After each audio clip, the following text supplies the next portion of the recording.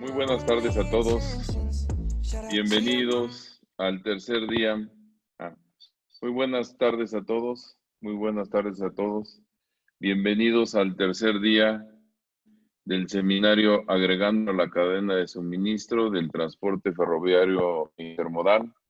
Gracias a todos los que continúan con nosotros. Estamos viendo ya el ingreso de muchos asistentes de manera acelerada, así es que ya estamos aquí. Muchísimas gracias por continuar y pues estamos llegando al día 3 de este, para mi gusto, magnífico seminario. Se han dado contenidos con David y extraordinarios. Hemos tenido muy buenos comentarios, tengo la expectativa de que así va a ser con Beto.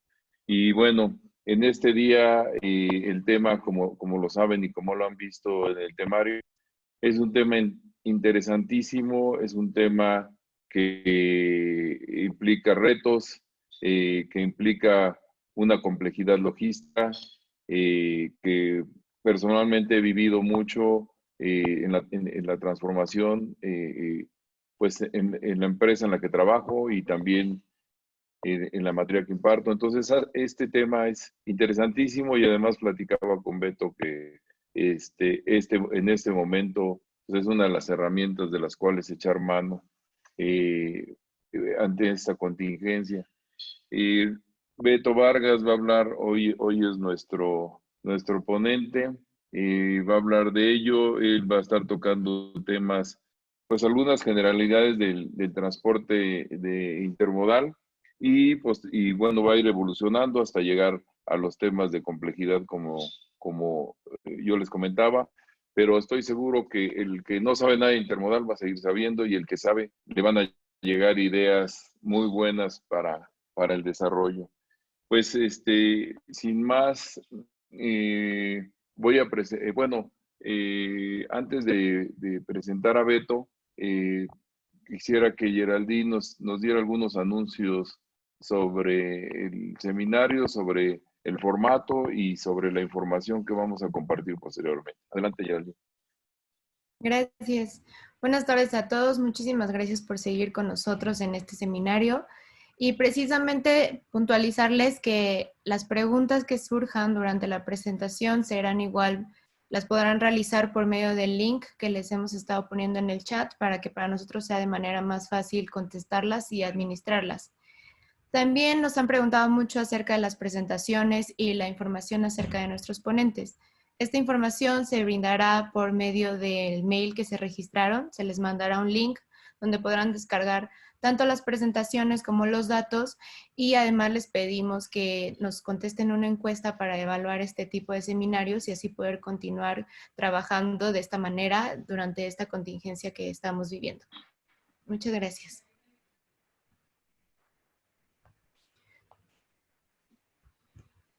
Gracias, Jerry. Gracias, Jerry. Eh, bueno, me queda nada más presentar la reseña del ingeniero José Humberto Vargas García, mejor conocido como Beto Vargas. Y bueno, él es ingeniero químico con un diplomado en Mercadotecnia, Estrategia Comercial y Competitiva por la Universidad Iberoamericana. De 2001 a 2005 laboró para Intermodal México, en donde, entre otros proyectos, llevó a cabo los estudios de viabilidad para la red de terminales intermodales de Ferromex. Del 2005 al 2012 trabajó para Ferromex, donde además de ocupar el puesto de subdirector intermodal, logró la consolidación del servicio interpacífico, así como la apertura del corredor Ciudad Juárez-Chihuahua para el movimiento de autopartes y sentó las bases para el inicio del servicio Eagle Premium. Desde el 2012 labora para Werner, ocupando actualmente el puesto de director comercial para la división de México, en donde encabeza el desarrollo y consolidación del producto intermodal cross-border, tanto para la carga seca como para la carga refrigerada. Además, desde 2012 ha colaborado activamente en la Asociación Mexicana de Transporte Intermodal, en la cual está asumiendo el puesto de presidente para un periodo comprendido entre 2019 y 2020. Pues Beto, bienvenido, gracias por aceptar este reto y te dejo los micrófonos. Muchas gracias, Paco. Muchas gracias nuevamente por la invitación. Buenas tardes a todos. Leo, buenas tardes, Geraldine, Iker, Paco. Pues sin mucho preámbulo vamos a empezar con la presentación del día de hoy. Espero que sea ilustrativa para todos, que sea del agrado. Ya saben la plataforma para hacer preguntas. Entonces, pues vamos a empezar con ello. La agenda que vamos a cubrir el día de hoy es, la estoy mostrando ahí en la pantalla. Es, en primera instancia, ¿qué es el intermodal? ¿Cómo es el equipo intermodal? ¿Quiénes son los principales actores del intermodalismo? ¿Cómo se integra el servicio? ¿Cuáles son los paradigmas, las realidades y los beneficios del intermodal? Por último, voy a dar un breve panorama de cómo está la industria intermodal en México. Y bueno, si sobra tiempo y espacio, dedicaremos un poco más a las preguntas y respuestas. Entonces, vámonos de lleno a qué es el intermodal. Para hablar de esto, nada más quiero hacer un comentario aquí para identificar cuáles son los modos y los medios de transporte específicamente, ¿no? Como antecedente del intermodalismo. Los modos se refieren principalmente a la manera en la que se transportan los bienes, que son el modo marítimo, el modo aéreo y el modo terrestre. Los medios son los vehículos, cuando decimos medios nos referimos a los vehículos que se utilizan en cada modo de transporte, ¿no? En este sentido, en el marítimo, pues normalmente ubicamos al barco o al buque, en el aéreo al avión, desde luego principalmente, y en el terrestre existen dos vehículos o dos medios principales que son el autotransporte y el ferrocarril. A una combinación de modos de transporte en una cadena logística, cuando se hace un servicio integral de un punto A a un punto B, que combina uno o más modos de transporte, se le conoce como un servicio multimodal. ¿Cómo nace el intermodalismo? Este surge a partir de la necesidad de los usuarios por tener una cadena de suministro más comprimida y desde luego buscando reducir el costo de su logística. Si ustedes lo piensan, la carga fluye como el caudal de un río, ¿no? Si tú al río le pones una barrera, eventualmente encontrará la manera de darle la vuelta a esa barrera y continuar con su camino. Pues la carga hace lo mismo, ¿no? Y el intermodalismo, al final del día, combina los modos de transporte y los vehículos que se tienen para lograr optimizar la cadena de suministro y desde luego lograr que se tenga una optimización en la misma.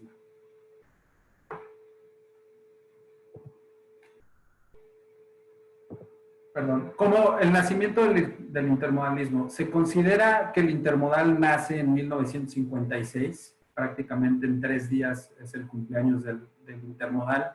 El 26 de abril de 1956 se considera el que nace el intermodalismo, y esto es porque se dio el primer movimiento de un contenedor entre dos puertos que se fue de Port Newark a Houston, y se considera el padre del intermodalismo a Malcolm McLean, que es un transportista originario de North Carolina, y que él fue el primero en lograr hacer este movimiento de una caja que combinara dos modos de transporte y que lo que se estuviera manipulando fuera la caja y no propiamente las mercancías. Como ustedes saben, en los puertos anteriormente pues había estibadores, ¿no? Entonces llegaban los camiones, por decir, con sacos de azúcar, descargaban los sacos de azúcar del camión, los subían a un espacio que se rentaba en el buque y ahí lo acomodaban, y al llegar al puerto de destino pues hacía la operación inversa.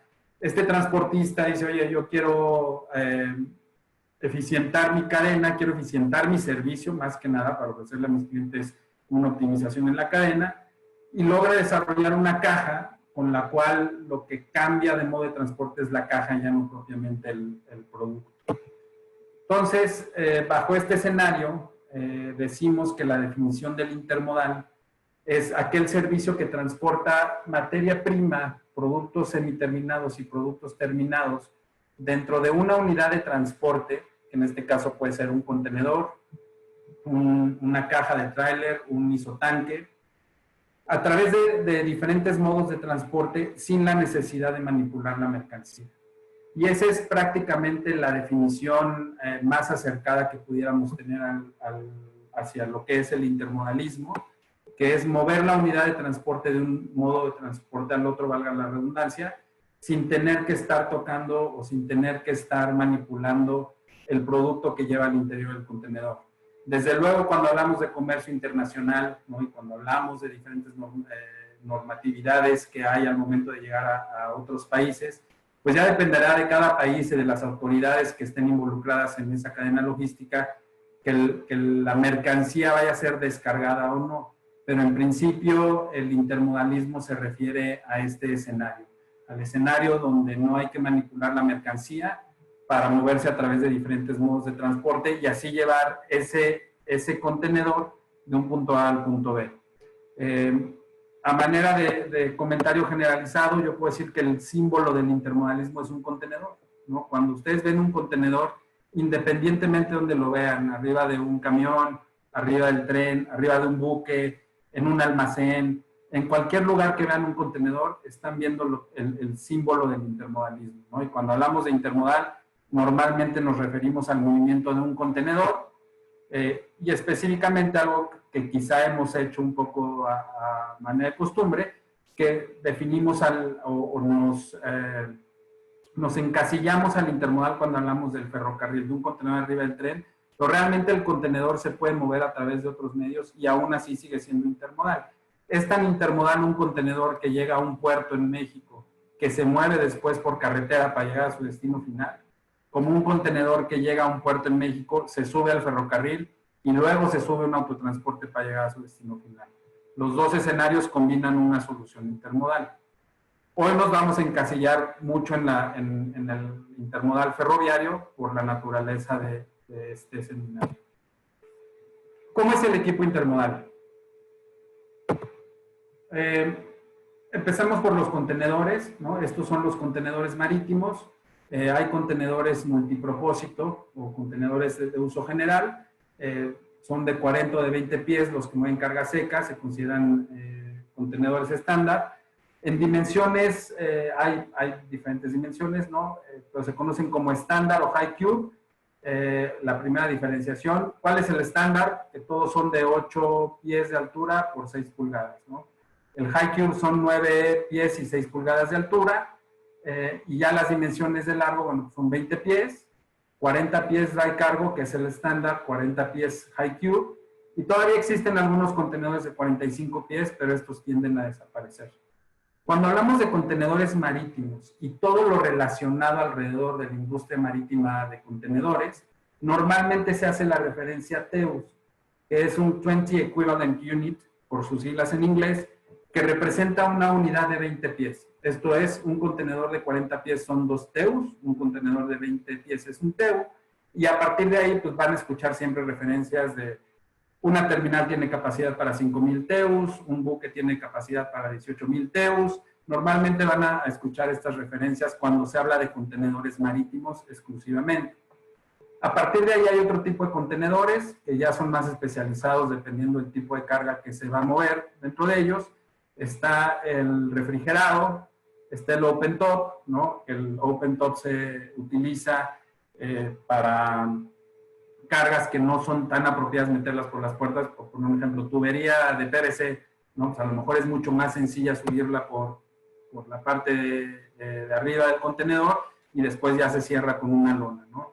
Así hay flat racks, hay plataformas, hay el open side y desde luego está el tanque o el isotanque que normalmente mueve graneles líquidos o gaseosos. ¿Cómo son los buques portacontenedores? Bueno, aquí ven la estructura de un buque portacontenedor en el dibujo. Un corte transversal del buque nos muestra cómo realmente el buque pues es un buque hueco que se va llenando hacia su parte inferior, hacia la parte interna del buque con contenedores. Cuando lo ven desde arriba, pues realmente lo que se ve son una serie o una gran cantidad de contenedores estivados, pero ellos van formando, digamos, la estructura interior del buque también. ¿Cómo fueron evolucionando los buques portacontenedores? Los primeros que se empezaron a mover, les decía, a partir del año 1956, pues tenían una capacidad de 500 a 800 TEUs en aquellos años, ¿no? Hasta la década de los 60. Tenían un largo de 135 metros, una profundidad de 9 metros o 30 pies, y fueron evolucionando con el tiempo, adquiriendo más capacidad, ¿no? La tercera generación, aquí esta que se refiere al Panamax Class, eran buques portacontenedores que todavía pasaban por el canal de Panamá antes de la expansión del canal, ¿no? Aquí ya estábamos hablando de buques de 4,000 TEUs de capacidad. Después vinieron los Post-Panamax, que eran buques que ya no podían cruzar por Panamá debido a la anchura del buque. Ya eran buques de casi 300 metros de longitud. Y así fueron evolucionando. Yo no me voy a meter mucho en este tema, pero hasta hoy tenemos el buque más grande, que es de la naviera MSC, es el MSC Golson, que mueve 23,756 TEUs. Aquí la analogía que a mí me gusta hacer, la referencia que siempre me ha gustado hacer, es que un buque, este buque, el MSC, tiene 400 metros de longitud y 61 metros de ancho. Y para que lo podamos dimensionar, una cancha de fútbol tiene 110 metros de largo por 60 de ancho, ¿no? Este buque prácticamente son 4 canchas de fútbol pegadas a lo largo y llena de contenedores, ¿no? Entonces es una manera de poder visualizar y poder dimensionar de qué estamos hablando cuando hablamos de un buque portacontenedores. ¿Cómo son los contenedores ferroviarios? Son contenedores de 53 pies, aquí los pueden ver a la izquierda. Prácticamente, o de hecho en el mercado ya no hay contenedores de 48 pies, todos son exclusivamente de 53 pies.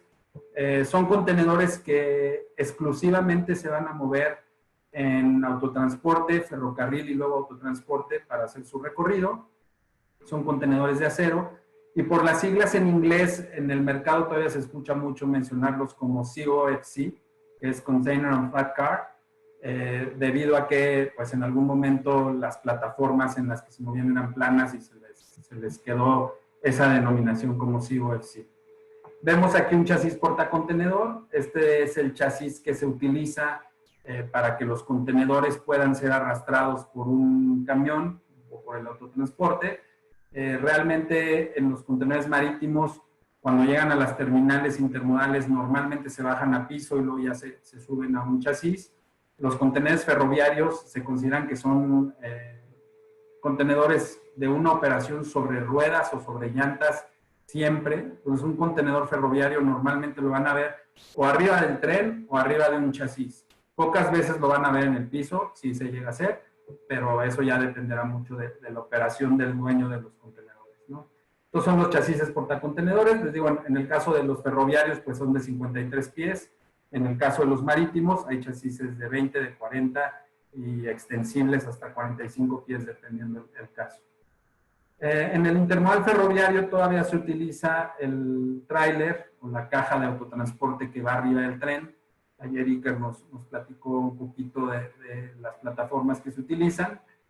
A esto, por las siglas en inglés, también se le conoce como TOFC, o Trailer on Flat Car. Y básicamente lo que hacen son cajas que tienen un refuerzo de acero en la parte inferior del tráiler para que la grúa, como lo ven aquí, las grúas tienen unos brazos que bajan, toman el tráiler por la parte inferior y lo suben a la plataforma donde lo engancharán con una quinta rueda. Y el otro equipo que se utiliza en el intermodal ferroviario, o que se utilizaba más bien, es el road railer. Lo ponemos un poquito como referencia. ¿Qué tiene diferente que es un tráiler también tal cual? Bueno, pues aquí la diferencia es que es un tráiler que hace las funciones de carro ferroviario. Este tráiler no va en ninguna plataforma, va, digamos, flotando, se le pone al frente y en la parte posterior un bogie, que son ruedas de ferrocarril, para que la caja haga la función de carro ferroviario también, y así se va armando el tren de este tipo de cajas. Va en desaparición por lo costoso que son las cajas, porque necesitan una estructura muy, muy reforzada, pero bueno, es una unidad que pues tuvo su auge, sobre todo en Estados Unidos. En México también hubo un corredor alguna vez que se movió con road railers. Y bueno, las dimensiones de estos tres tipos de equipo, ¿no? El contenedor, el tráiler y el road railer, En su mayoría son 53 pies, 8 pies 6 pulgadas de ancho, 9 pies 6 pulgadas de alto. El cubicaje promedio es de 3.900 pulgadas cuadradas. Los contenedores, y hablando de la flota existente de contenedores en Norteamérica, tenemos en Estados Unidos los contenedores controlados por el ferrocarril, son las flotas EMP y la flota UMAX, cada una tiene 44,000 contenedores en su inventario. Tenemos los contenedores privados, como se les denomina en Estados Unidos, que son estas flotas, ¿no? J.B. Hunt tiene 88,000 contenedores, Schneider tiene 22,000, Swift tiene 8,800, Cobb Group 38,000, XPO Logistics 10,000. En México, los dos ferrocarriles tienen contenedores propios. Ferromex tiene una flota de 1,800 contenedores y en expansión. Y Kansas tiene una flota de 900 contenedores en alianza con un ferrocarril de Estados Unidos. Los canadienses también tienen sus flotas de contenedores. Están los de Canadian National, que tiene una flota de 8,000, y el Canadian Pacific, que tiene una flota aproximada de 5,000 contenedores.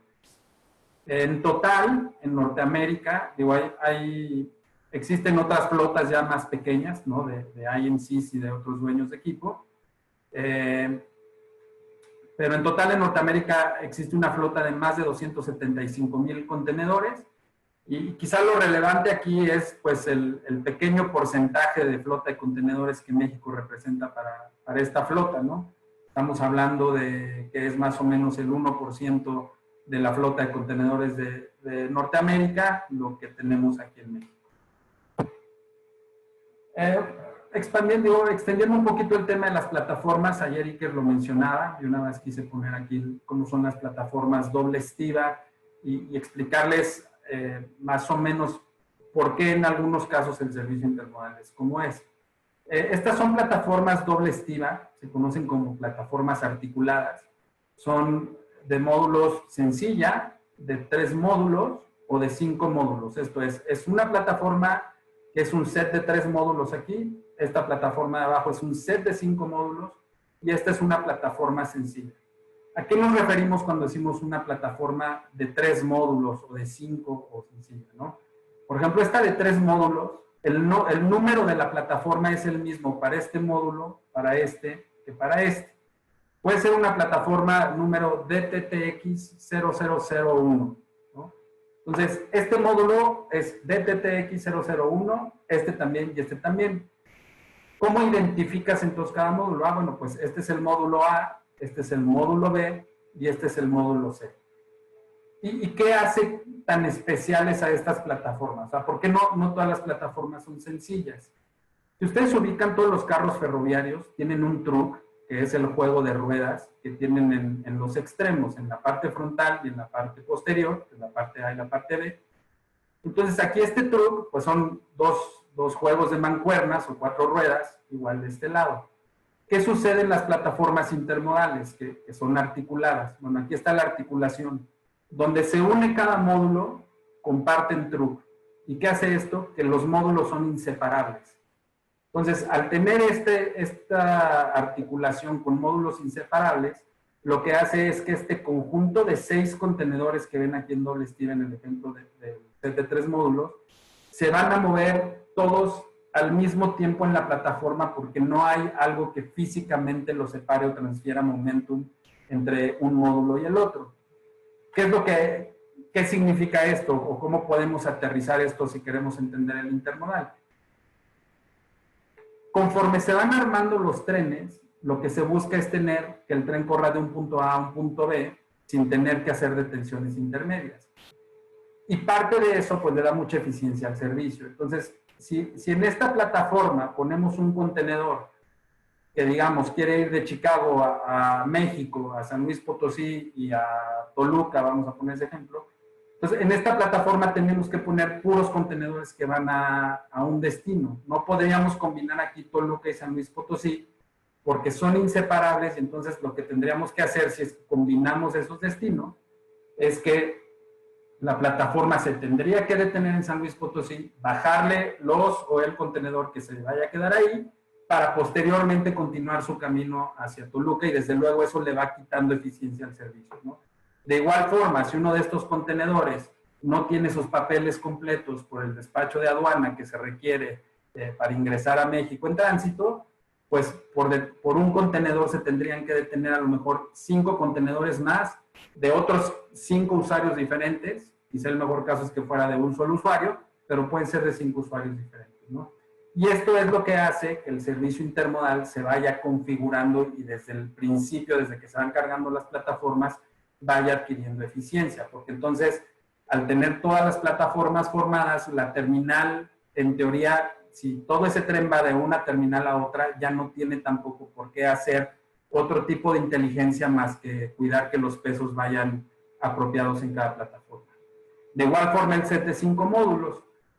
Normalmente los de 3 módulos son de 53 pies en su mayoría, los de 5 módulos son de 40 pies, y pues unos mueven contenedores domésticos o ferroviarios, el otro marítimo, aunque en la de 53 pies pues sí pueden ir contenedores más de menor longitud, ¿no? De 40, de 20 pies. Desde luego ahí ya se tiene que cuidar la configuración de la plataforma, porque si van a combinar 2 contenedores de 20 pies y le quieren poner arriba o quieren utilizar la doble estiva, pues arriba tiene que ir uno de 40 o más grande, dadas las sujeciones de los contenedores, ¿no? Y evitar que se pueda tener un accidente. Bueno, estas son las plataformas doble estiva o las plataformas de piso deprimido. Tenemos los spine cars, que ayer Iker los enseñó un poquito. Igual son sets de módulos de 1, 3 o 5. Pueden ser desde 40 hasta 53 pies. Y aquí está la quinta rueda, ¿no? En un rojo, donde se engancha el tráiler y en la parte posterior es donde reposan las llantas para que el tráiler se pueda ir arriba del ferrocarril. Y por último están los road trailers que les mencionaba hace unos minutos, ¿no? Aquí se puede ver perfectamente cómo el que hace la función de carro ferroviario es el mismo tráiler, ¿no? Solo trae el buggy, como se le conoce en la industria, que es el juego de ruedas de ferrocarril, y entonces así van uniendo tráiler con tráiler hasta que forman todo un tren, y se puede correr de esa manera el tren intermodal.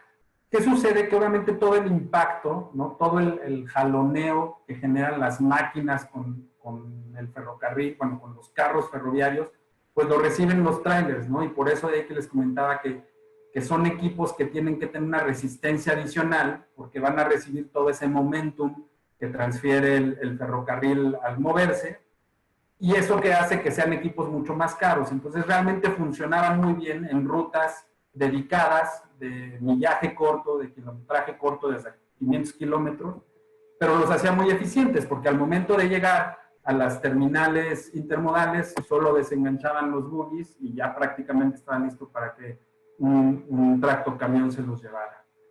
Desafortunadamente el costo era tan alto que no eran rentables. Les decía, aquí en México hubo un corredor, el Nuevo Laredo Pantaco, que ofreció este tipo de servicio. ¿Preguntas hasta ahorita o algún comentario? Sí.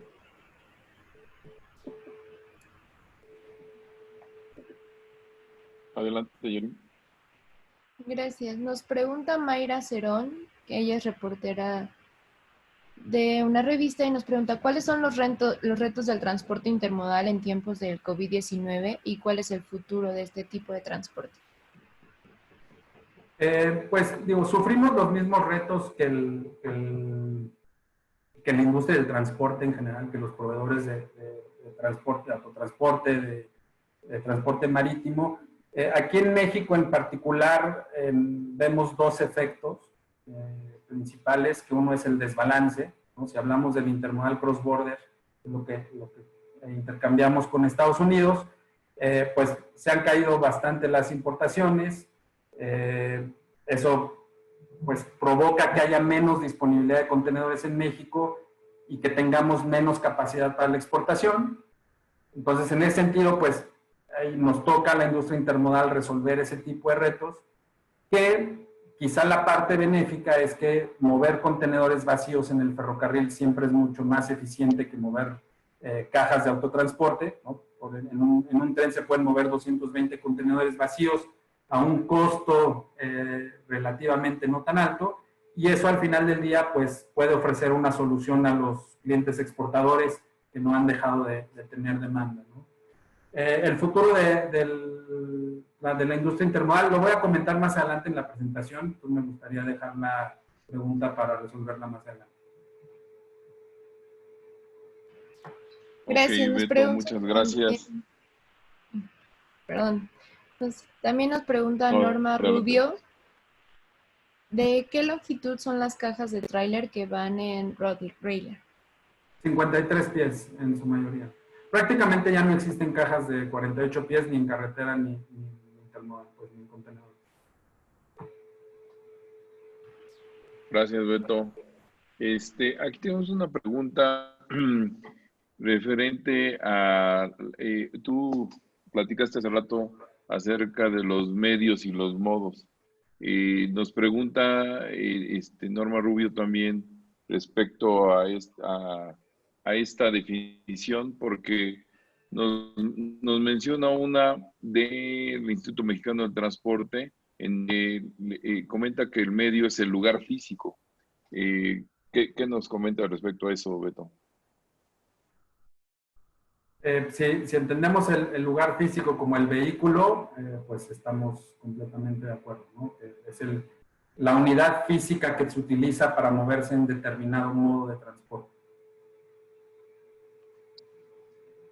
De acuerdo, ok.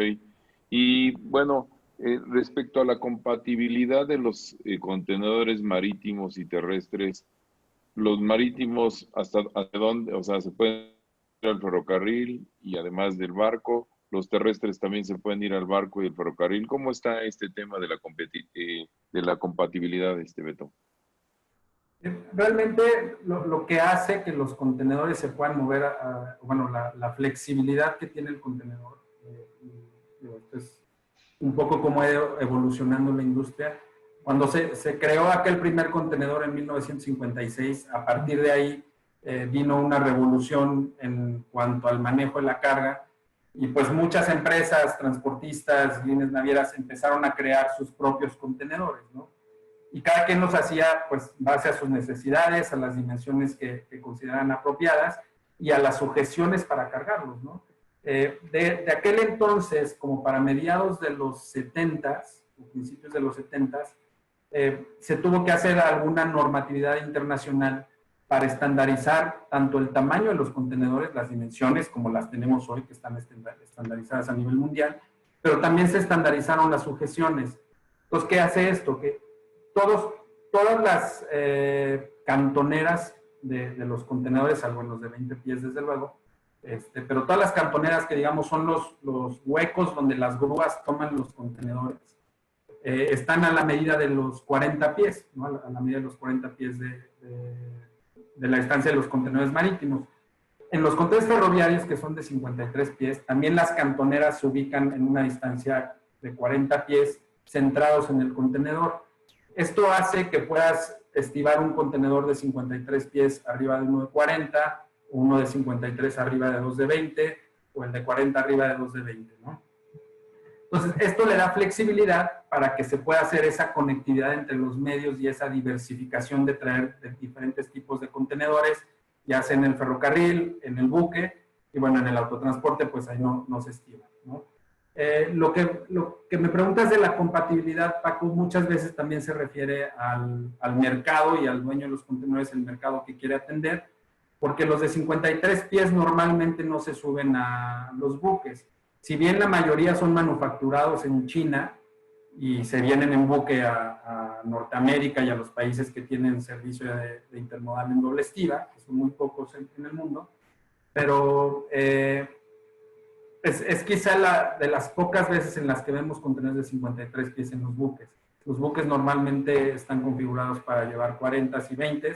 Cuando estos contenedores de 53 pies los traen de Asia a América, por ejemplo, les ponen un adaptador para que puedan ir estivados ahí en el buque sin entorpecer la operación de los contenedores de 40 o de 20 pies. Ok. Perfecto, Beto, gracias. Pues continuamos, dejamos para el siguiente bloque las preguntas que van saliendo. De acuerdo. Bueno, vamos a ver quiénes son los principales actores del intermodalismo. desde luego están los ferrocarriles y quizá no solo para efectos de este seminario, sino en general los ferrocarriles son los que más han buscado incrementar su participación en el intermodal porque por alguna razón, digo, los contenedores marítimos pues obviamente se van a mover en el buque y el 100% de los contenedores marítimos se mueven en un buque. Y es el ferrocarril el que ha ido buscando incrementar su participación, ¿no? De ahí que ellos son los principales promotores del servicio de contenedores. Y desde luego, como son los que buscan incrementar esa participación, pues son los que normalmente identificamos como el servicio intermodal, ¿no? Sin que sea, digamos, por default o que por naturaleza entendamos que un contenedor siempre se va a mover en ferrocarril. Entonces, bueno, los ferrocarriles son los principales promotores. Ellos han diseñado un canal de ventas que se considera como wholesale o mayoreo, dada la necesidad de los usuarios que tienen de obtener un servicio con cierto valor agregado. Y en México y en Estados Unidos, todos los ferrocarriles en algún momento intentaron hacer la venta directa, ¿no? Digamos el menudeo, el ofrecer el puerta a puerta a los usuarios. Y todos en su momento han tomado la decisión de decir, ¿sabes qué? Si de por sí es demasiado complicado, tiene su complejidad natural correr trenes, y lo mío es correr trenes, meterme a hacer una integración puerta a puerta es una complejidad adicional, un valor agregado adicional, que nosotros no es nuestra labor, ¿no? Entonces le dejamos a otras entidades, a otros operadores logísticos que lo hagan, y ellos a través de los ferrocarriles, a través de estos operadores, pues ofrecen su servicio, ¿no? Esto le da a los operadores, pues desde luego, concentración de volumen, habilidad para negociar tarifas, y ya cada operador ofrecerá su valor agregado, ¿no? Existen dos principales estrategias para brindar el servicio por parte de los ferrocarriles. Una en donde los contenedores los suministran ellos, ¿no? Cuando les enseñé la flota de los contenedores, ahí se veía claramente que había los controlados por el ferrocarril y la flota privada. ¿Qué significa esto? Que hay los ferrocarriles que te dicen, yo te doy el servicio intermodal, ¿no? Con mucho gusto te lo ofrezco, pero la única condición que te pongo es que yo voy a poner los contenedores. Yo te voy a dar el rampa a ti, distribuidor, pero yo voy a poner los contenedores. Y está otro ferrocarril, bueno, otros ferrocarriles, que dicen, yo te voy a dar el servicio intermodal, pero la única condición que yo te voy a poner es que yo no pongo contenedores. Tú tienes que traer tus contenedores y así ya podemos hacer una buena conjunción de nuestros servicios. Y este último es al que se refiere como equipo privado. Estas dos estrategias las impulsan principalmente los dos ferrocarriles de la costa oeste de Estados Unidos, que son los dos ferrocarriles más grandes del mundo, Union Pacific y BNSF. Hasta ahora los ferrocarriles mexicanos extienden sus opciones de servicio en ambas estrategias, ¿no? Tanto teniendo su propia flota como aceptando flotas privadas.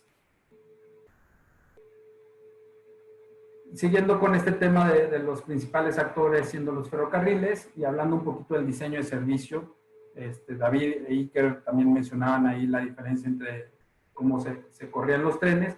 Bueno, el diseño de servicio del tren intermodal, ¿no? Y los ferrocarriles lo miden desde el cut-off hasta la disponibilidad.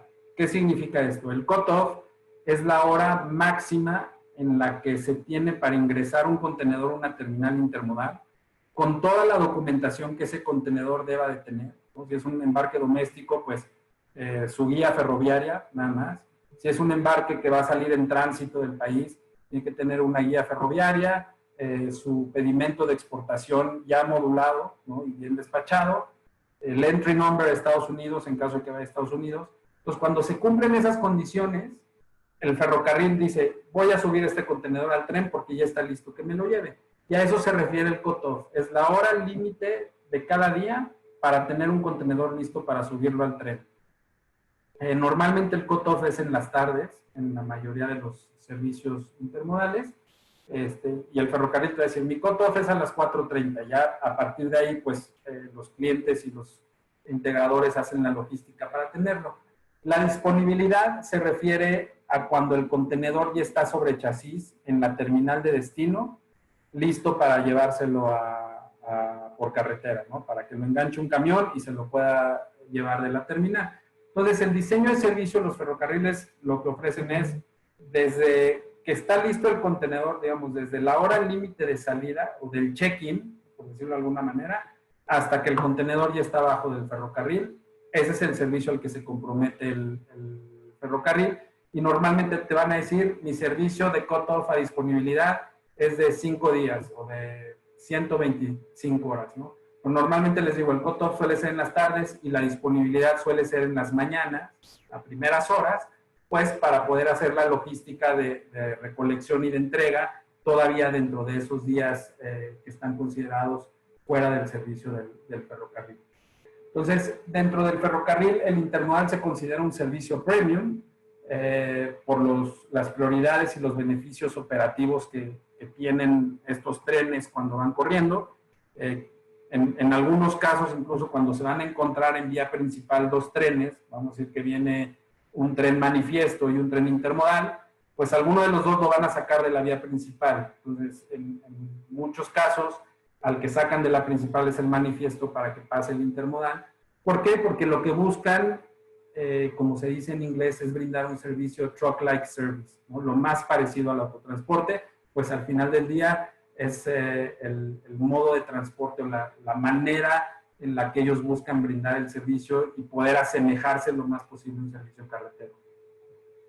Los trenes corren de un punto A a un punto B, como se los decía, y lo que buscan los ferrocarriles es tener un solo lote, un solo bloque. Esto es, que se corra de una terminal origen a una terminal destino sin que haya más terminales intermedias. Digo, y esto hoy en las épocas del Precision Scheduled Railroading a lo mejor no es tan factible en muchos casos. Va a haber casos donde concentren mucho volumen que sí sucede, ¿no?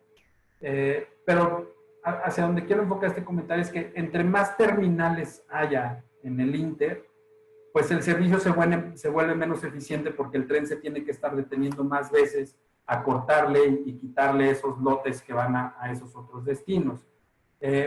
¿Cómo nos podemos asegurar que los ferrocarriles puedan armar trenes que tengan un solo bloque o un solo lote de servicio? Pues dándole más volumen al ferrocarril. ¿Cómo le doy más volumen al ferrocarril? Pues desde luego convirtiendo la carga al intermodal, ¿no? Porque muchas veces los usuarios dicen, oye, es que para mí el intermodal me gusta muchísimo, lo he utilizado varias veces, pero todavía el tiempo de tránsito me causa un poco de ruido en mi operación porque el tren se va deteniendo en otras dos terminales anteriores, ¿no? Bueno, pues si a ese ferrocarril le diéramos más volumen como usuarios, pues desde luego el ferrocarril va a tener más argumentos para correr un solo lote desde origen a destino. Y entonces a lo mejor en vez de correr un tren con 3 destinos, pues puede correr 3 trenes con un solo destino, ¿no? Y bueno, aquí les puse un ejemplo de cómo son los trenes intermodales. Digo, aquí está la nomenclatura como se conoce en el medio de un tren. Cada tren tiene su identificación que va en base a la nomenclatura y al día en el que sale ese tren. Por ejemplo, aquí les puse el intermodal México-Mexicali, que es un servicio que existe hoy por hoy. El tren que sale intermodal hoy de México a Mexicali, hoy día 23 de abril, se va a complementar con un -23 y esa es la identificación del tren, ¿no? Pero ¿qué significa esto? La primera letra significa el tipo de tren, que aquí es un tren intermodal. Las segundas 2 letras es el origen, que es México, y las últimas 2 letras es el destino, que es la terminal de Mexicali. Y en este sentido, hay 4 tipos de trenes intermodales. Está el Z, que es un tren automotriz, es un tren intermodal, es un tren de puros contenedores, que lleva únicamente autopartes. Y es un tren que tiene una prioridad bastante alta al momento de correr en las vías. Luego está el intermodal, que como se le conoce en el medio es FAK o Freight All Kinds. Lleva todo tipo de carga, solo no lleva automotriz. Está un K, en México no existe el K en México, pero es prácticamente aquellos clientes que tienen el volumen, o sea, el poder de compra, de decirle al ferrocarril, yo te voy a comprar un tren nomás para mí, ¿no? Esto sucede mucho en los puertos de Long Beach, Los Ángeles, donde las navieras tienen un volumen considerable para hacerlo. Y por último está el tren P, que es el premium o prioritario, y normalmente, o los que lo compran en Estados Unidos, en México no existen estos trenes, en Estados Unidos los compran las mensajerías, ¿no? UPS, FedEx. Estos son los trenes más rápidos que existen. Hay trenes de mensajerías que llegan a ser 48 horas desde Los Ángeles a Dallas. pero por el tipo de carga que llevan, ¿no? Por el tipo de carga consolidada que mueven y los tiempos en los que necesitan ellos tener esos embarques en sus destinos. Hablando igual de los ferrocarriles, esta es la red intermodal o la conectividad intermodal que tiene México hoy por hoy. Esta es toda la red intermodal que se puede ofrecer. Como les decía hace unos instantes, ¿no? Depende mucho de los lotes, como se vayan armando, como los ferrocarriles puedan ofrecer sus trenes corriendo de un punto A a un punto B, la combinación de rutas que puede haber, ¿no? Porque al ver este mapa, pues muchos podrían decir, oye, ¿a poco hay servicio de Toluca a Laredo? ¿No? Bueno, no existe un servicio de Toluca a Laredo, precisamente por este tipo de cuestiones ferroviarias, pero al final del día estos son los mercados de forma muy general que se pueden cubrir con la red intermodal. Desde luego los dos puertos los dos puertos más grandes en el Pacífico mexicano, Manzanillo y Lázaro. En Manzanillo pues cubre Ferromex y puede llegar a Guadalajara, Silao, el Valle de México, Monterrey. En Lázaro Cárdenas está Kansas, que también puede cubrir el Toluca o el Valle de México, Pantaco también, San Luis Potosí, perdón, Querétaro, Monterrey. Está Veracruz, donde llega hoy Ferrosur, y bueno, Kansas también con la nueva expansión del puerto está construyendo su acceso. Y este fenómeno a mí me parece súper interesante y la verdad algo de mucho beneficio para el país, porque Veracruz, en cuestiones intermodales al menos, estoy seguro que en otros tráficos ferroviarios también, pero en el movimiento de contenedores va a ser el primer puerto que tenga acceso a los dos ferrocarriles. Y por primera vez vamos a ver en México una competencia real, frontal, entre los dos ferrocarriles por la misma carga contenerizada, ¿no? Porque mucha gente dice, oye, es que Manzanillo y Ferromex compiten contra Lázaro y Kansas. Bueno, pues sí, ¿no? Pero una naviera o a veces un usuario no necesariamente se cambia de Manzanillo a Lázaro o de Lázaro a Manzanillo por las tarifas o el servicio que le puede ofrecer el ferrocarril. Ahí realmente es una combinación de comunidad portuaria contra comunidad portuaria, ¿no? Y en Veracruz por primera vez vamos a ver una competencia frontal, tal cual como sucede en los puertos de Estados Unidos. Y eso la verdad es que es un paso gigante para la industria del transporte y la industria desde luego intermodal en México. Y bueno, están los servicios cross-border, ¿no? Los dos ferrocarriles lo ofrecen. Esto también es algo que ha evolucionado y que ha avanzado mucho. Hoy los dos ferrocarriles ofrecen servicio en Monterrey, Estados Unidos. Cada uno tiene sus intercambios muy marcados, con UP o con BN, según sea el caso. Está el Bajío, ¿no? Ferromex a través de la terminal de Silao y San Luis, Kansas a través de la terminal de San Luis, cubren todo el Bajío mexicano y ofrecen servicio cross-border. Toluca, Kansas en la terminal de Toluca ofrece servicio cross-border. Y desde luego está el servicio doméstico de Ferromex, el Interpacífico, que corre de Pantaco a Mexicali. Ya lo extendieron a Veracruz. Kansas está haciendo ya embarques también entre Ciudad de México y Monterrey en carga doméstica. Pues realmente el intermodalismo ha evolucionado mucho hasta el día de hoy.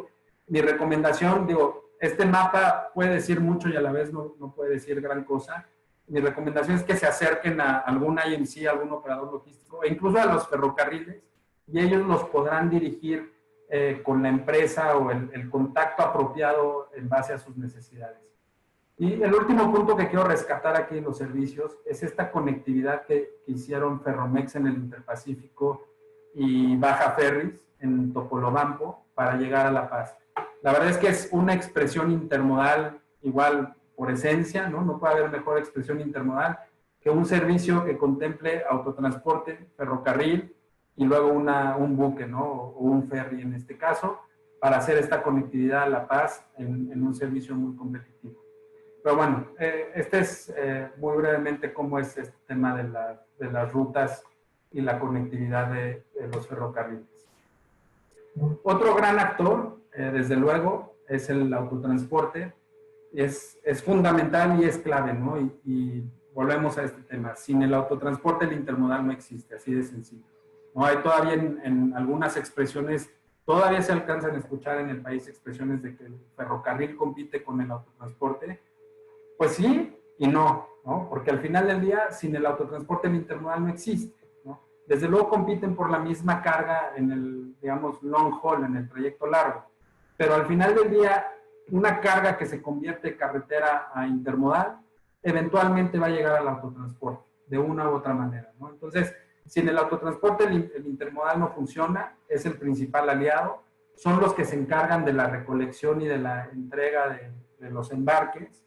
Y algo que va a empezar a ser cada vez más relevante, digo, en Estados Unidos ya lo es, y en México empieza a ser un tema muy relevante, es el de la disponibilidad de operadores. Y aquí el intermodal ofrece un beneficio enorme porque intermodal con un operador puede llegar a hacer hasta 3 embarques en un día, mientras que un operador en un autotransporte pues solo puede hacer un embarque por día cuando va a hacer un recorrido largo.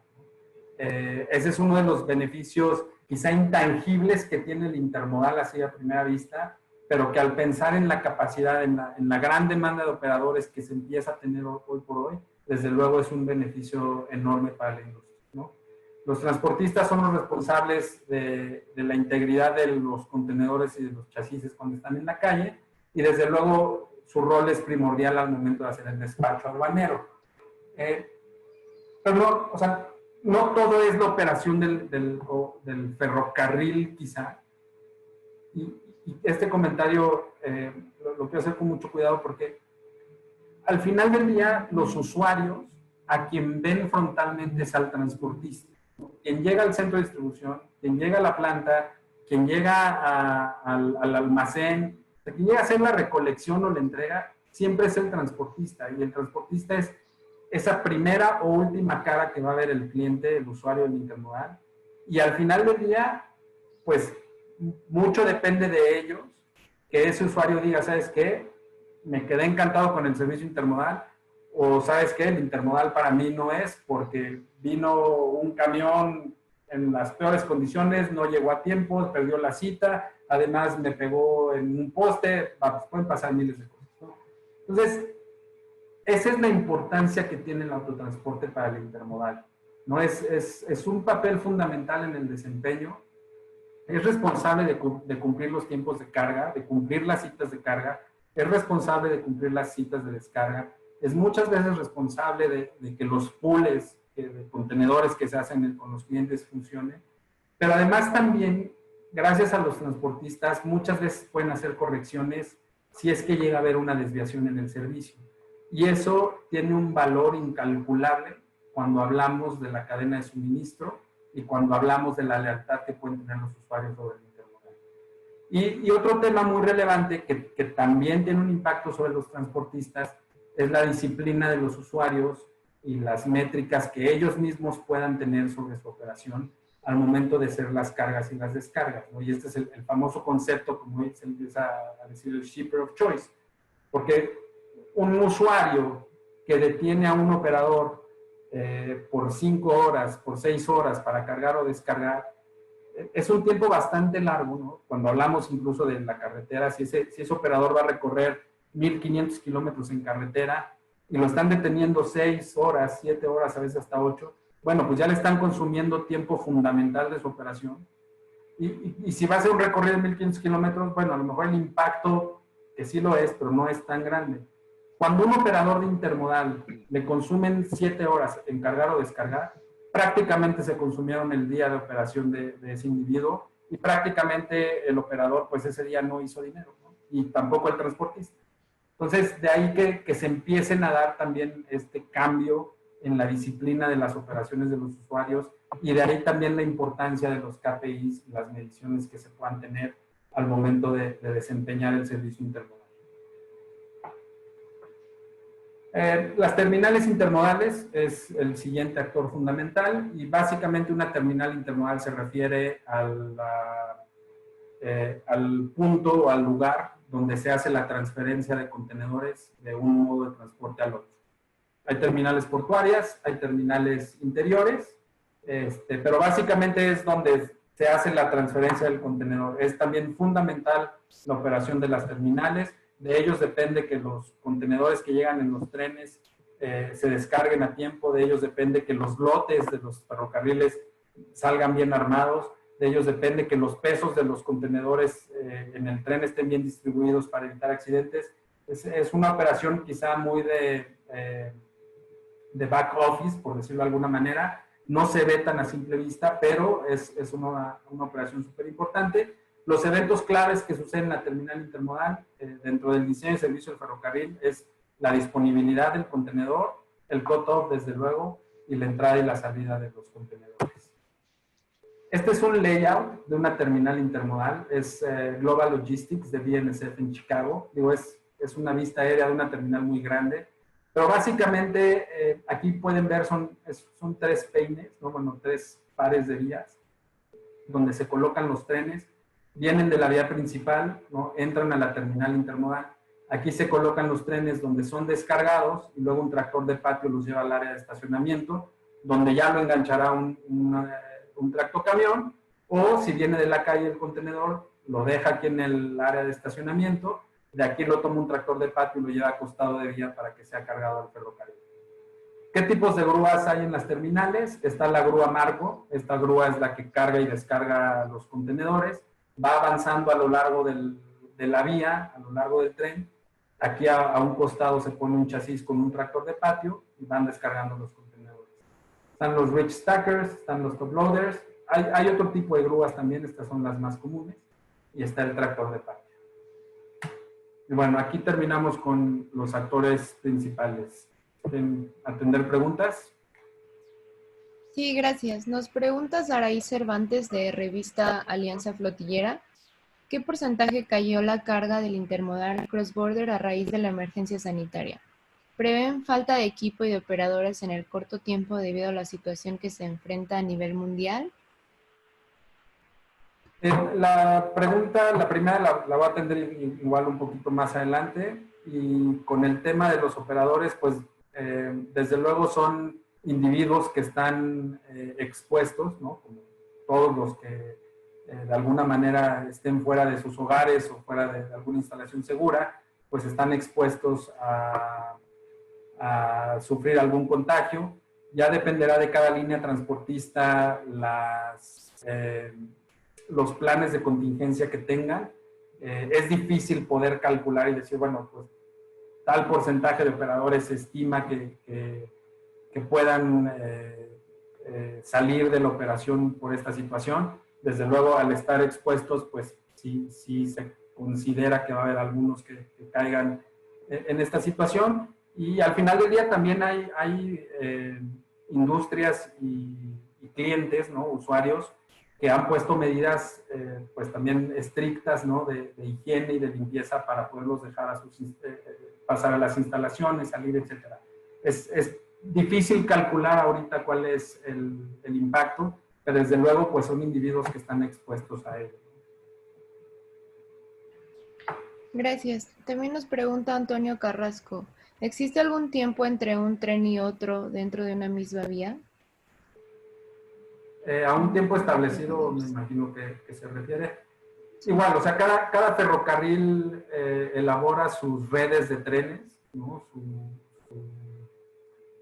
Sus canales, así los definen los ferrocarriles. Cada tren, como va corriendo, tiene un canal diseñado y desde luego hay un espacio establecido entre cada tren. La manera en que los van espaciando depende de los laderos de encuentro. Los laderos son estos tramos de vía en donde pueden sacar a un tren de la vía principal para que pase el otro. Entre más laderos de encuentro hay, pues más capacidad de manejar trenes existe en esa vía propiamente. Entonces, es una pregunta que no se puede contestar con decir, hay 3 horas entre cada tren o hay 4 horas entre cada tren, porque depende mucho de la cantidad de laderos que se tengan. Pero bueno, más o menos ese es el esquema como operan los ferrocarriles. Gracias, Beto. Quisiera comentar a los asistentes que vayan haciendo sus preguntas, no las dejen al final para que las vayamos agrupando y podamos contestar. Bueno, Beto más bien pueda tener cobertura de la mayoría de los cuestionamientos que nos están haciendo favor de enviar. Beto, te voy a juntar 3 preguntas que están relacionadas. Y bueno, la primera, bueno, esta es de Gustavo Rodríguez, mi colega de Fábrica de Jabón La Corona, y también de David Soriano, están más o menos relacionados. Nos preguntan cuál es la participación del intermodal en la relación del movimiento en general de la carga en México, Y relacionada con esta, pues cuáles son los corredores más importantes. Y después también nos preguntan si hay un corredor entre Houston y Ciudad de México y Houston y Silao. Esas tres nos vinieron, creo que vienen en grupo. Sí, entre Houston y Silao no existe servicio hoy como tal. Entre Houston y... mencionan Ciudad de México, ¿verdad? Sí, Ciudad de México. Ahí entiendo que puede evaluarse cada caso, al menos es lo que tengo en mente de Kansas. La participación es un poco subjetivo, dada la quizá falta de datos tan concretos del movimiento de carga en México en general en el autotransporte. Les puedo comentar que en Kansas el intermodal representa más o menos el 12% del volumen que ellos mueven. En Ferromex está un poquito por debajo del 10%, el 9%. Entonces, en ese sentido, si ponemos un promedio del 10% de la carga que mueven los ferrocarriles en México es contenerizada y la participación del ferrocarril en México es del 27%, pues estamos hablando que la participación del intermodal todavía es bastante pequeña y desde luego hay un gran campo por crecer ahí afuera, ¿no?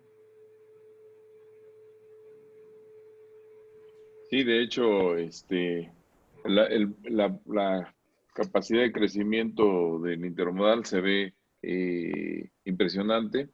Y bueno, ¿qué incentivo podrían tener los usuarios para para migrar hacia el intermodal, Beto? Lo vemos más adelante, traigo de ese tipo de comentarios también, Paco. Es que los vamos resolviendo en la parte de beneficios que pueden tener los usuarios por subirse al intermodal. Excelente, Beto. Pues los animo a seguir haciendo sus preguntas de una vez para no llegar hasta el final. Adelante, Beto, por favor. Voy a ir un poco rápido porque ya se empieza a cortar el tiempo. Bueno, la integración del servicio. Este es, como definimos, la caja negra del intermodal, ¿no? Los usuarios, ¿qué es lo que dicen? Oye, yo quiero contratar un servicio intermodal, pero me sigue siendo muy complejo acercarme al intermodalismo, ¿no? Me sigue siendo muy complejo acercarme a un ferrocarril en México o acercarme al ferrocarril de Estados Unidos y su representación en México, pero ellos me dicen que tengo que ir con un transportista y luego que la gente aduanal. Y, vamos, hay una serie de cosas ahí en medio que de repente pueden ofrecer mucha complejidad para hacerlo, ¿no? Y los usuarios lo que dicen, oye, yo quiero mandar mi embarque de un origen, de un punto de origen, a mi consignatario en un punto de destino. ¿Y qué sucede adentro de todo eso? Bueno, para eso están los operadores logísticos que se van a encargar de hacer toda esta ejecución, de coordinar todos los embarques, de coordinar a cada eslabón de la cadena y desde luego de ir proporcionando la información pertinente de cada embarque. Entonces, ¿qué es lo que se ha creado en el intermodal? O quizá la figura de más renombre en el intermodal, pues es el Intermodal Marketing Company, que básicamente es aquella entidad responsable de hacer el mercadeo del intermodal. ¿Sí? Son los que hacen la venta puerta a puerta del servicio a los usuarios. Perdón, son los que hacen la venta del servicio a los usuarios y son los que van a contratar a cada uno de los proveedores a lo largo de la cadena, ofreciendo ellos un valor agregado y dándole una factura final al cliente.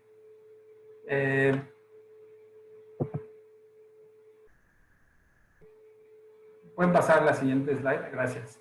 Entonces, el IMC o el Intermodal Marketing Company, por las siglas en inglés es el IMC, ellos son los responsables de hacer esta integración puerta a puerta y van a ser un solo interlocutor con responsabilidad total del embarque. Ellos son los que se encargan de tener los acuerdos con los ferrocarriles, los acuerdos con los transportistas, de coordinar a la gente aduanal, de ofrecer su propio valor agregado y dar esa única punto de contacto con el usuario, una sola factura por el embarque y un punto de contacto para obtener la rastreabilidad y el seguimiento de ese embarque.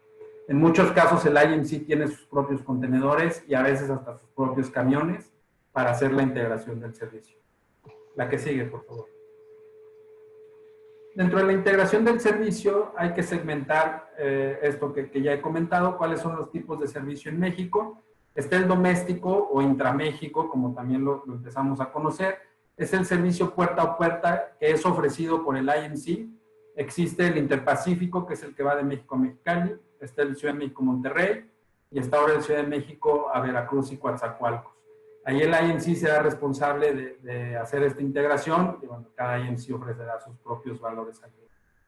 Está el cross-border, que es de la misma manera, ¿no? El servicio puerta a puerta lo ofrece el IMC. En el cross-border, el despacho aduanal, ya sea la importación o la exportación, se va a hacer en la terminal interior en México. Y aquí se coordina desde luego el IMC con el autotransporte y el agente aduanal para los tiempos de los despachos aduaneros, ¿no? En este servicio hay una diversidad de rutas, les mencionaba cuando estábamos viendo el mapa, ya dependerá de cada IMC, de los dueños de los contenedores y de los ferrocarriles con los que tengan los contratos, qué rutas son las que pueden ofrecer y a qué destinos, tanto de Estados Unidos como de Canadá, llegar, y desde luego con qué ferrocarriles operar en México. Y el tercer servicio es el marítimo, que es un servicio que a lo mejor tiene mucha más flexibilidad en la integración, o a lo mejor tiene un área de oportunidad, como lo quieran ver, porque es un servicio que lo puede integrar la naviera, lo puede integrar un forwarder, lo puede integrar un 3PL, o en muchos casos el usuario mismo lo puede integrar por su cuenta, ¿no? Desde luego los usuarios, pues, normalmente tienden a tener una figura que se responsabilice por todo el embarque puerta a puerta, ¿no? O al menos de puerto a puerta o de puerta a puerta, ¿no? Aquí las rutas y los ferrocarriles, pues ya dependerá mucho del puerto de arribo o de salida hasta ahora, ¿no? La que sigue, por favor. Pasando a paradigmas, contrarrealidades, ventajas y desventajas. Pasamos al siguiente slide. Los paradigmas del ferrocarril, ¿no? Que no existe un servicio ferroviario de carga en México. Bueno, pues ya nos platicaron Iker y David. Las concesiones empezaron a operar desde el 97. La infraestructura no se compara con la de otros ferrocarriles. Pues no, en México tenemos ferrocarriles clase 1 con los estándares de infraestructura y de operación que se tienen en Norteamérica. Los tiempos de tránsito son demasiado lentos, pues el diseño de servicio está hecho a la medida, buscando, como les decía hace rato, asemejar al autotransporte. El ahorro en costo del transporte es de 50 a 70%, pues el intermodal ofrece ahorros que van de un 5 a 15%, no llegan al 50%. Esto comparando costos de transporte exclusivamente, ¿no? Del movimiento de las mercancías. Ya cuando le agregan otros costos digamos, eficiencias en el despacho aduanero, mejor planeación, mayor capacidad de movimiento, cuando le quitan costos de escoltas de seguridad, bueno, esos ahorros pueden subir, en casos yo he visto hasta 30%, ¿no? Es un sistema de transporte no funcional, pues para nada, es eficiente, es consistente y ofrece además bastante capacidad. Y no existen variedad de rutas, pues ya vimos, prácticamente toda la red actual cuenta con al menos un tipo de servicio intermodal. La que sigue, por favor. ¿Cuáles son los beneficios del intermodal? Económicos, les mencionaba, ¿no? El costo del flete, pero hay costos, hay eficiencia en costos asociados a la cadena de suministro. Están también los inventarios, ¿no? Al tener un poquito más de tiempo de tránsito en el tren, ¿no? Al tener inventario en tránsito, se pueden liberar espacios en plantas y en centros de distribución. Les mencionaba el costo de las escoltas de seguridad. Los despachos aduaneros en las terminales interiores suelen tener tarifas un poco más competitivas. Eliminar variables como el transfer en la frontera, ¿no? Hablando del cross-border, pues el transfer no existe en el intermodal. Entonces ahí se ahorran otros tantos dólares, ¿no? Al eliminar ese tipo de variables. Otro de los beneficios es la capacidad. Mencionaba hace rato, atendiendo una de las preguntas, el ferrocarril puede generar capacidad y disponibilidad de equipo relativamente a un costo menor si es que se trata de de hacerlo bajo costo cuando hay un desbalance de equipo, porque se tienen eficiencias en los reposicionamientos de contenedores vacíos. Se aprovechan a los operadores de autotransporte, como lo mencionaba, pues un operador puede hacer hasta 3 embarques en un día, y eso al final del día es darle capacidad a la red, ¿no? Darle más capacidad de movimiento, más disponibilidad a los usuarios que demandan equipo en México. Otro de los beneficios es la consistencia en el servicio con los itinerarios definidos. Aquí la analogía que siempre me gusta hacer es la del servicio aéreo, ¿no? Todos los que hemos volado, pues tenemos un check-in para subirnos al avión, y ya una vez que hicimos el check-in, pues sabemos que nos vamos a subir al avión y que vamos a llegar a determinada hora de destino. Pues es exactamente lo mismo en el ferrocarril. Tenemos un cut-off y una disponibilidad. Si cumplimos con el cut-off, vamos a llegar en base al itinerario propuesto del ferrocarril, y eso nos permite planear muy bien la primera y última ruta. Es un servicio amigable con el medio ambiente, también lo comentaron un poco en los días anteriores. El ferrocarril emite una tercera parte de partículas contaminantes de lo que emite el autotransporte, entonces ahí es otro check que podemos palomear cuando hacemos la evaluación intermodal. Y desde luego la reducción en costos de mantenimiento de equipo de transporte, pues tener millas o millaje corto en el autotransporte, tener contenedores que tienen una vida pues mucho más larga que una caja de tráiler, desde luego le da eficiencias a la cadena del intermodal. La que sigue, por favor. Y bueno, paso al panorama del intermodal en México, muy brevemente, la que sigue. Sin meterme mucho en lo que fue el 2019, creo que todos ya lo vimos, fue mucha incertidumbre por diferentes cuestiones, ¿no? Una pequeña, bueno, prácticamente una recesión técnica en México, se perdió la confianza en los consumidores, baja inversión privada, baja inversión pública. ¿Esto qué hace? Pues que los mercados de cierta manera en el consumo se caigan, genera que el movimiento de carga sea menor, y desde luego, pues, ¿qué buscan los usuarios? ¿No? Muchas veces este tipo de escenarios son el escenario ideal para el intermodal, ¿no? Porque los clientes buscan reducir costos, buscan tener más capacidad, buscan a un menor costo, obviamente, y buscan compromisos a largo plazo, ¿no? La que sigue, por favor.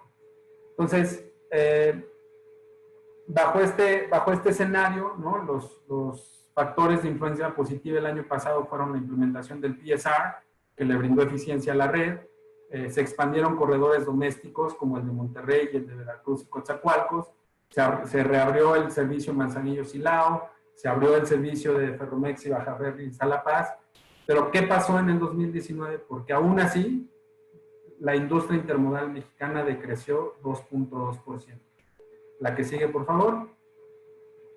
Pues este es el efecto, ¿no? En el cross-border decrecimos 4%, derivado de un debilitamiento en el mercado de Estados Unidos, que al final del día vuelve muy reactivo a la industria de autotransporte de Estados Unidos, ofreciendo tarifas bastante competitivas, y normalmente en el ferrocarril, como los compromisos son muy a largo plazo, pues la reacción es un poco más paulatina, ¿no? Y la reacción cuando los cambios en el mercado se dan tan drásticamente, pues no es al mismo tiempo, y esto genera que algunos flujos de carga se regresen nuevamente hacia el autotransporte.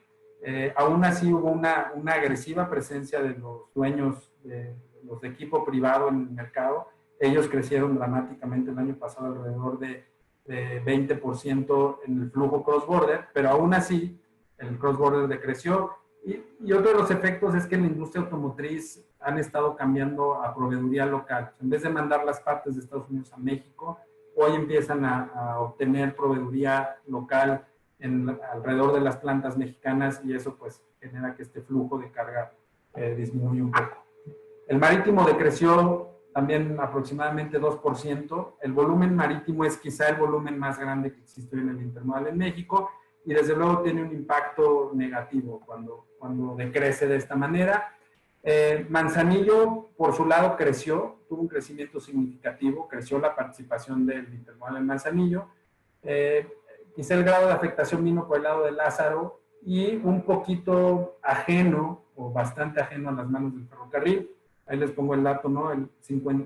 Hubo 56 bloqueos a la red de Lázaro hacia el Valle de México en 2019. Uno de ellos duró 28 días. Cuando tienes un escenario de esa naturaleza, pues desde luego te va a generar un impacto. Y aquí vemos cuál es esa afectación y lo que genera la falta de Estado de Derecho en México, ¿no? La historia agradable es el doméstico, creció prácticamente 10%. Prácticamente ese crecimiento es en el Interpacífico.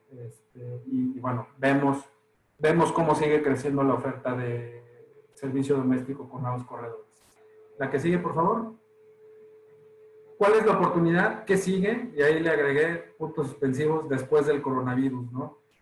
Ahorita tenemos que primero salir de esta crisis, de esta contingencia, encontrar cuál va a ser el impacto al final de todo este periodo. Estimamos que va a haber un dinamismo fuerte en las tarifas carreteras, sobre todo en el cross-border, en las domésticas también y en las marítimas también. Entonces, pues por ahí vamos a tener que ver cómo reacciona la industria y adecuarse en la medida de lo posible. La parte positiva es las inversiones constantes de los ferrocarriles, ¿no?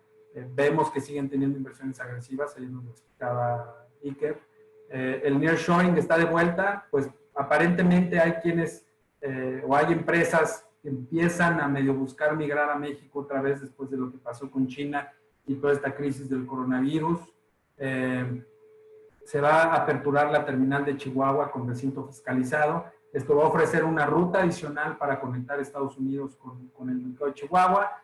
El programa SISI de Senacica, que sigue avanzando, que afortunadamente, y en las conversaciones que hemos tenido con la autoridad, pues vamos avanzando paso a pasito, pero ahí vamos. Pronto esperemos ver ya la oficialización del programa. Y desde luego la expansión del programa de carga refrigerada, que si bien ya se han hecho embarques de diferentes productos, desde chocolate, aguacate, hubo una prueba de cárnicos hace un par de años, pues se sigue expandiendo y se busca que esta oferta siga creciendo en México. ¿Dónde hay que hacer la tarea? Fomentar la competencia, que a veces parecería que a los mexicanos no nos gusta competir, y no parecería, en general nos cuesta trabajo competir, pero bueno, es nuestra tarea fomentar la competencia y buscar que el intermodal compita a piso parejo también con el autotransporte, hablando en pesos y dimensiones. Tareas de AMTI, facilitar el uso del intermodal, ¿no? Como homologar las operaciones en los recintos fiscalizados, la implementación del contrato de intercambio de equipo, la expansión hacia el sureste. Digo, el Tren Maya va porque va, ¿no? Bueno, pues hay que buscar el cómo sí nos funcione a los que movemos carga en México, ¿no? Y el transísmico, pues quizá nos tenga que llevar a esa misma tarea más adelante. La que sigue es nada más lo que hacemos en AMPI, que somos la asociación que conglomera a las empresas que estamos alrededor de la industria intermodal. Y con esto termino. La que sigue, por favor. Muchas gracias.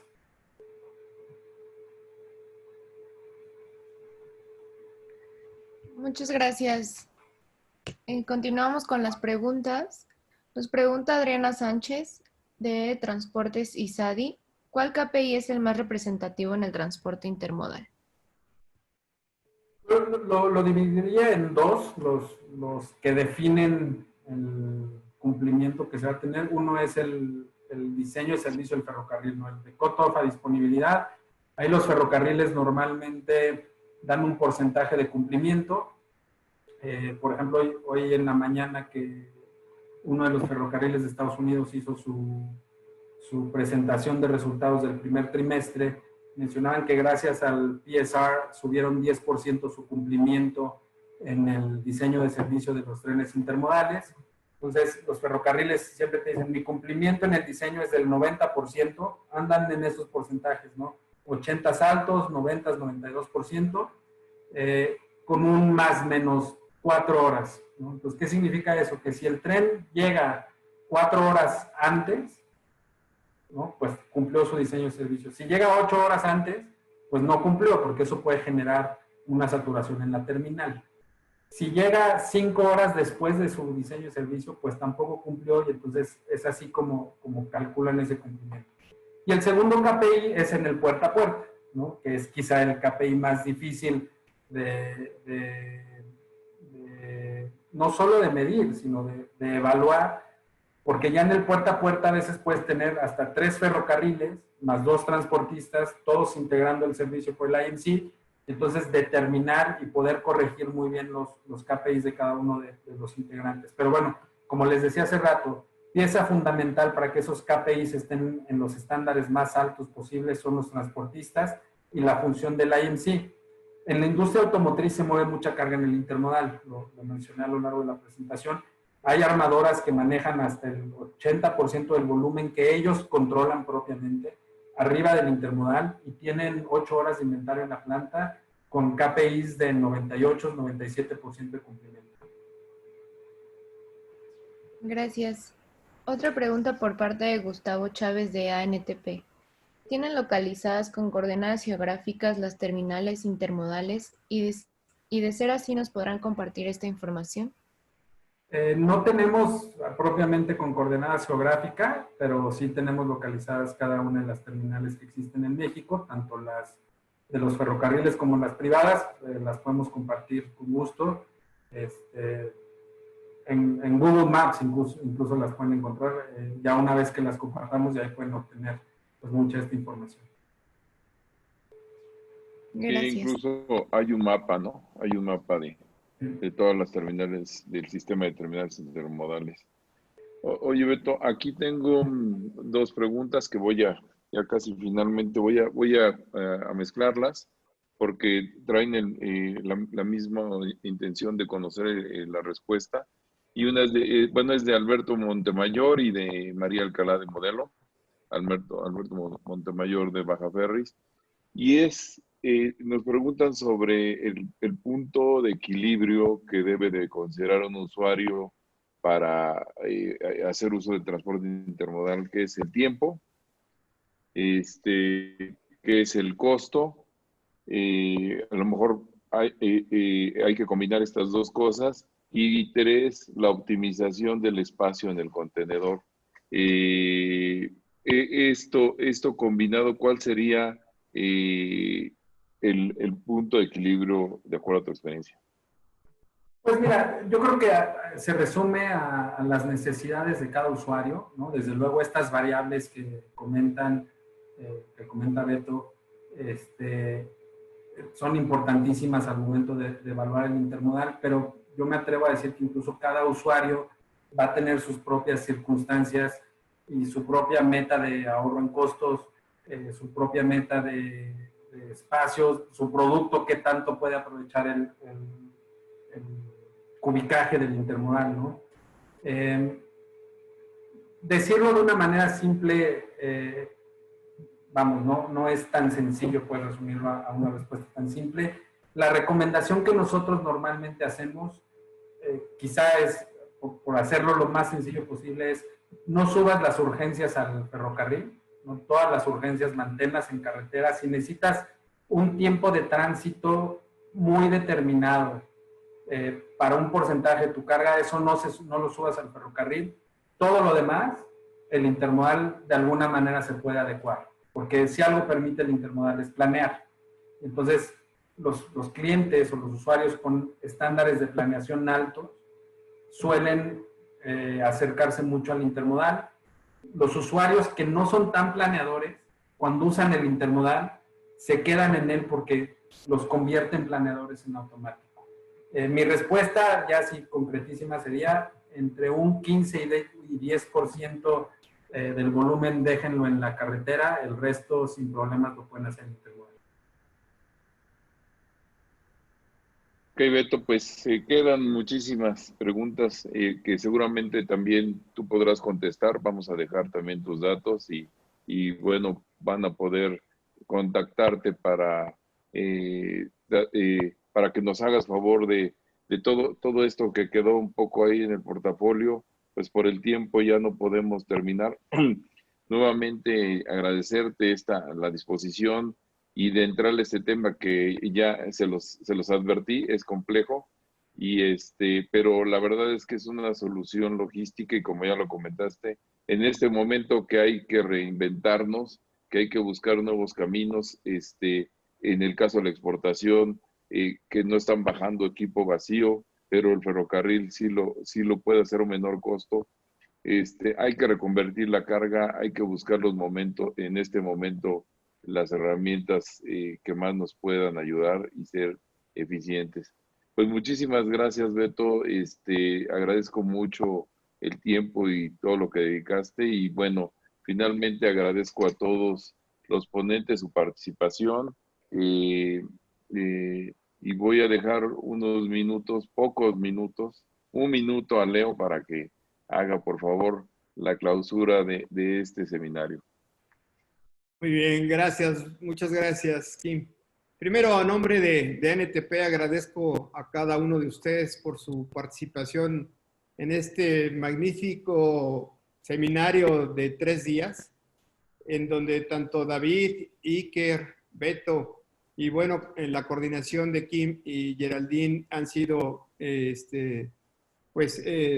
muy ejemplares y buenas. Han puesto su conocimiento y una gran labor de compartir los conocimientos en este seminario. Reitero mi agradecimiento por el valor que se le da a la propia cadena de suministro y el trabajo que se viene haciendo de manera conjunta. A las organizaciones que ustedes representan, muchas gracias. Y por supuesto a cada una de las personas que participaron a lo largo de estos 3 días, también gracias por su tiempo. Creo que es importante darle continuidad a este tipo de ejercicios que, como bien lo ha mencionado Kim, es el momento de reinventarnos y seguro que esto llegó para quedarse. No nada más es el tema de cómo nos estamos comunicando, cómo estamos trabajando, sino también dentro de ello, por supuesto, lo hemos dicho, el ferrocarril es una opción importante para las empresas de ANTP o aquellas que tienen un volumen importante, y démosle seguimiento a todo este ejercicio que nos permite conocer más sobre la operación de transporte ferroviario y multimodal. A nombre de ANTP, muchas gracias a todos ustedes y nos vemos pronto. Gracias, Leo. Muchas gracias. Geraldine, ¿tienes algún aviso?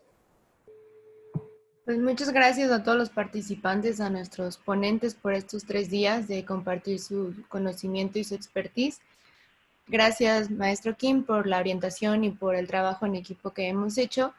Y como les comenté, se les va a enviar por mailing este link, pero además en la página de ANTP va a estar disponible, se les envía una contraseña para que puedan acceder a las presentaciones, a los datos de los ponentes y a la encuesta que por favor nos ayuden a contestarla. Es todo. Muchísimas gracias por su participación. Iker, David, Beto, unas palabras finales, por favor. Pues agradecerles a todos los asistentes en primera instancia, desde luego por su participación y la paciencia y las preguntas. Ya estarán a disponibilidad de ustedes los datos para que nos hagan llegar cualquier duda que sigan teniendo al respecto o comentario. Geraldine, Paco y Leo, pues muchas gracias por la invitación. Es un placer participar con ustedes y desde luego mantener esta comunicación activa en la industria que me parece que es bueno incluso demostrar que seguimos activamente trabajando todos y participando en estos foros y en este tipo de comunicación aún en estas situaciones de contingencia, ¿no? Entonces, les agradezco mucho la invitación y bueno, pues, muchas gracias a todos nuevamente. Perfecto. David. Yo igualmente agradecer la invitación a este seminario que tengo entendido y por los comentarios fue bastante productivo, ¿no? Y esperemos poder estar invitado otra vez a un seminario, a un foro como este, ¿de acuerdo? También ahí tienen mis datos, cualquier cosa ahí al equipo de la ANTP se los puede hacer llegar y no duden en contactarme para cualquier duda o necesidad que tengan. Gracias. Gracias, David. Doctor Iker. Pues de nueva cuenta, felicitar a la ANTP y a todos los organizadores. Es una gran herramienta este tipo de cursos cortos por videoconferencia. Felicidades a todos los organizadores. Y pues comentaban David y Humberto, pues sumarnos a que esto sea una labor conjunta, continua, de mejora continua de todos, ¿no? O sea, hay aprendizajes, todos aprendemos, todos aportamos y pues en este tipo de comunidad y en los eventos que organiza NTP, en el foro de mercancías, etcétera, etcétera, pues poder dar seguimiento y seguir avanzando en la integración y en las mejoras de la caja de herramientas de transporte a los usuarios, ¿no? Pues de nueva cuenta, muchas gracias. Seguro, Iker. Pues gracias a todos, que tengan una excelente tarde, continúen quedándose en su casa y hasta la próxima. Gracias. Hasta luego. Un abrazo fraternal.